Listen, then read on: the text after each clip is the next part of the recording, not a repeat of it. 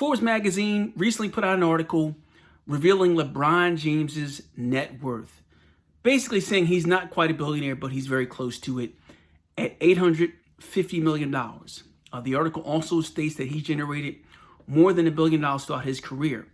Now, this is simply their guesstimate. The only people who really know his financial situation is really going to be him and his advisors. But here are just some observations that I made from reading the article and things that I think he's probably doing from a wealth management standpoint. When we look at his income, $600 million of that comes through endorsements. So more than likely from a wealth management standpoint, he's probably created an LLC of some sort to be able to receive that money and then pass it on by taking a distribution, which will reduce his taxable income. He's also probably using the LLC to, really capture expenses involved in day-to-day travel as it relates to endorsement deals. Now, as far as the $400 million of income he's received from the NBA, that's straight salary, right? And all this is going to be taxed at the highest rate, 50%, both federal and state. More than likely, he's probably contributing to a retirement plan of some sort, maxing out his contributions. But it's not really going to make much of a difference because his income is so high that even doing the max of $58,000 per year is really going to be a very small impact.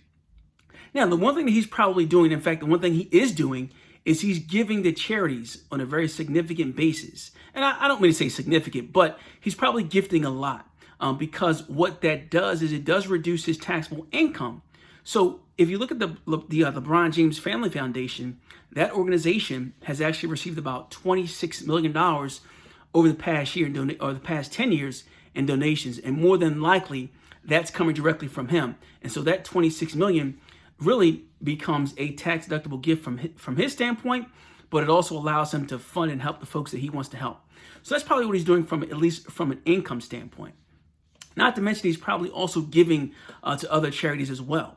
Now, from an overall net worth standpoint, $850 million, again, very sizable number. He is exposed to estate taxes at the federal level.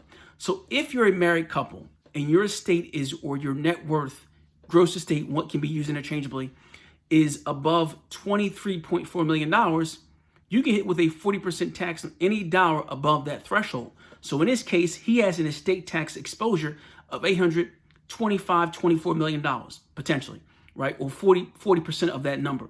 So what he's probably doing is he's probably taking steps to reduce his taxable estate. One is by gifting. As I mentioned earlier, anytime he gifts money to charities, that money that he gifts is removed from his overall estate. So it reduces the total value that he'll pay in taxes. Also, he's probably doing what's known as annual gift exclusion. This simply means that both he and his wife can give $15,000 per year to any person of their choice.